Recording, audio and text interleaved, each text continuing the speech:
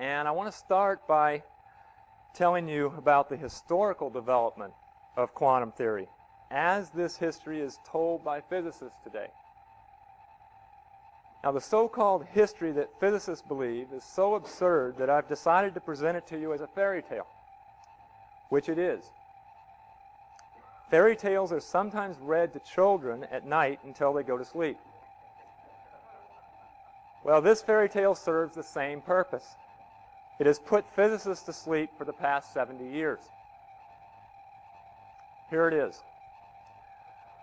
Once upon a time, there was a land of happy physicists. They were happy because they made rapid progress in understanding the world around them.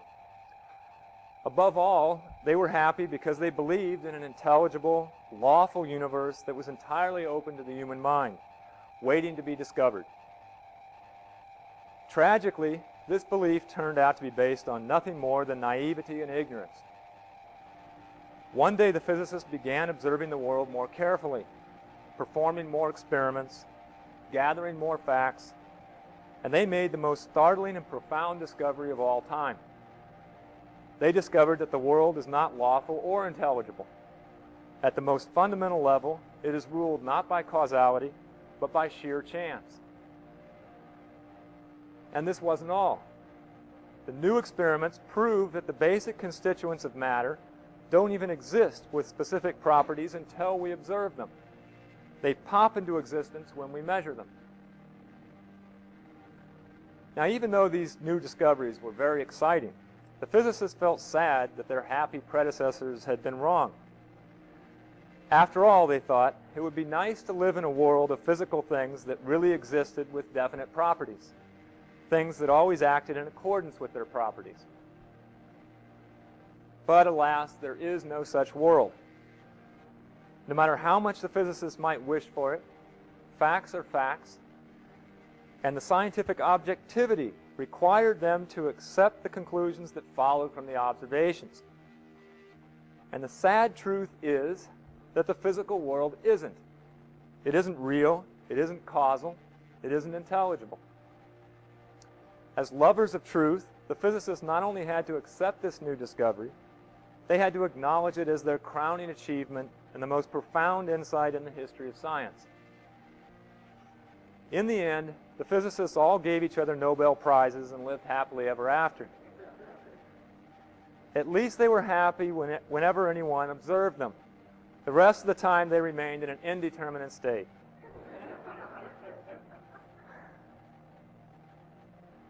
Now, that is the official history, as presented in thousands of books and lectures today. Nearly every physics professor in the country believes that fairy tale. One could almost say that believing it is a prerequisite for getting a job at a university. So, is it true? Well, you should be suspicious. Consider the claim that the observed facts have refuted identity. That is, refuted the fact that to be is to be something. And that the observations have refuted causality, the fact that an entity's actions are determined by its nature.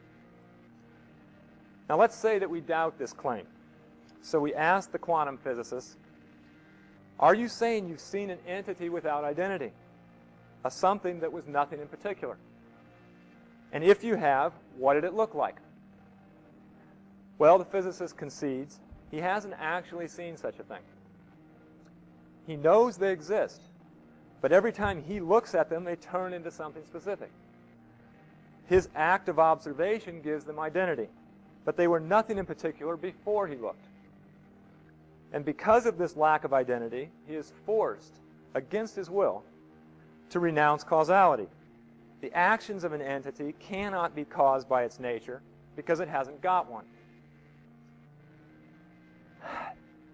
Now, just to give you your money's worth for this course, I've decided to go out on a limb here. I hereby guarantee you that there are not and never will be any observations that cast any doubt on the ideas of identity and causality. Thank you. I can't be too proud of that, but because I consider it self-evident. Every observation is an observation of specific things acting in strict accordance with their specific natures. There's nothing else to observe. That exhausts the inventory of the universe. There are no observations, no experimental results that could possibly explain why the physicists who developed quantum theory rejected identity and causality.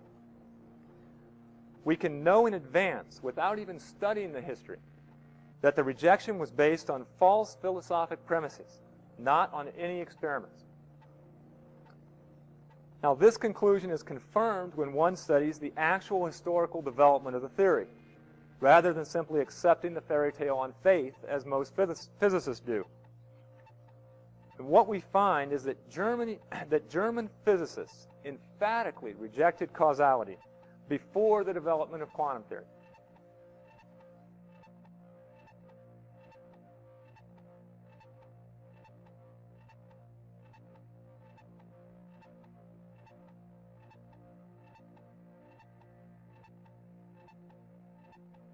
So that was a little excerpt on the fairy tale of quantum physics, as given by David Harriman from a lecture titled The Philosophical Corruption of Physics. And I'll leave a link in the description. It's actually about a 6-hour presentation, so for any of those cosmology/philosophy nerds like myself who might actually be interested in listening to the whole thing, I found it very fascinating indeed. Obviously, there's kind of a lot of bones to pick through to get to the meat. But I did find it very interesting. Obviously, I agree with everything he says in that excerpt, comparing it to a fairy tale. But it's interesting because even though he totally recognizes that in the 17th and 18th century, essentially his premise is that in the 17th and 18th century you had these philosophers in Europe such as David Hume and Immanuel Kant, who basically came up with the philosophical presuppositions which were then injected into physics later through Mach, who was the physicist, but he had adopted these Kantian philosophies. So he's coming right out and saying that it was a subversion from the start, and that all of the so-called experimental discoveries that came out of the 19th and 20th centuries were all predicated upon those presuppositions. At the same time, though, of course, he's totally a fan of Newton and what he calls classical physics. So from his perspective, this whole jump occurred between proper causal Newtonian physics into the bogus pseudoscience realm of quantum physics. Of course, I would take it a step further and say that Newtonian physics was itself, of course, based on a huge philosophical presupposition, and that false philosophical presupposition would be the Copernican principle itself. But that's probably best saved for another video, and I'll go into that more. And these two false assumptions, I think, kind of go in opposite directions, but it's an interesting thing that I hope to kind of get into and compare side by side in another video.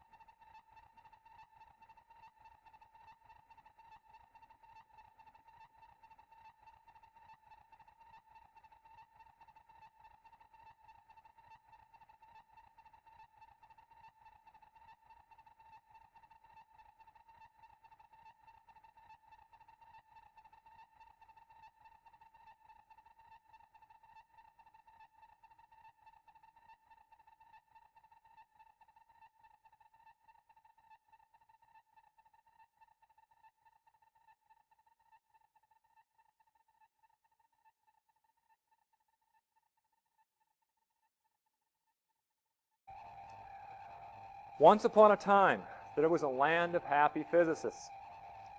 They were happy because they made rapid progress in understanding the world around them. Above all, they were happy because they believed fairy tales are sometimes read to children at night until they go to sleep. Well, this fairy tale serves the same purpose. It has put physicists to sleep for the past 70 years. Here it is.